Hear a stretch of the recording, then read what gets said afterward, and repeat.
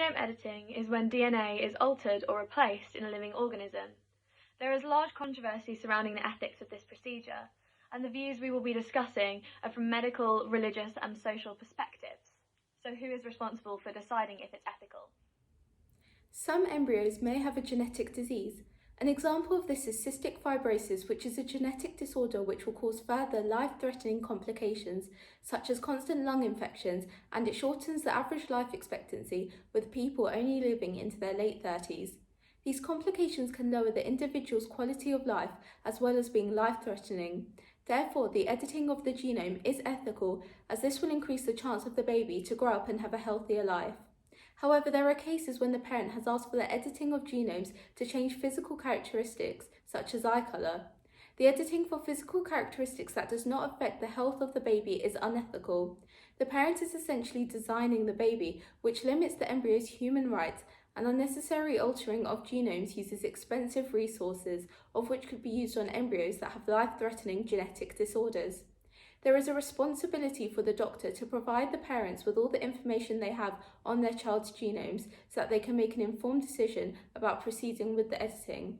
However, the dominant responsibility lies with the parents as they make an informed decision whether it is ethical to proceed. Some religious people believe that genome editing is ethical when the life of an individual is at risk. For example, some Christians believe that God has given us the knowledge of the procedure to continue the healing work of Jesus, and that using genome editing to cure disease is part of a Christian's role of stewardship. Christians believe they have a responsibility within creation to cultivate and protect it, and so they believe they have a responsibility to make decisions in order to protect people. Muslims believe they are vice regents of Allah, and so they have a duty to protect others.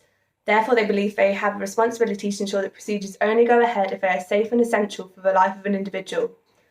Therefore, they may believe that genome editing is ethical if it is preventing an embryo from suffering in the future. Many religious people believe that the process should only be used to resolve serious genetic conditions or diseases, rather than for enhancement reasons. For example, Christians believe that all humans are created in the image of God, and so some Christians would be against genome editing for enhancement, as we are changing God's work and they have a duty to protect God's work. As pioneers of scientific discovery, the human race has the responsibility to utilise its innovation to engender social justice. But social problems can be generated from genome editing. There are multiple concerns that genome editing will facilitate classism, because in its infancy it will only be accessible to the wealthy. This also catalyses global healthcare inequalities and generates the idea that those that run the big corporations or the government agencies that may provide genome editing are liable for the consequences, because they have a broader scope than that of an individual. Whilst differing opinions on the class system exist, there may be more consensus as to whether distinctions should be permitted to manifest biologically, where poorer people are more likely to have genetic problems. Regarding social impacts, the responsibility is that of corporations that possess the technology, because with some restrictions, they control prices, the clients they aid, and the places the technology is available. So to regulate the ethics of social impacts is a company responsibility. On balance, the broader social impacts of genome editing are a corporate responsibility because business leaders have a much wider impact of their company choices than that of an individual.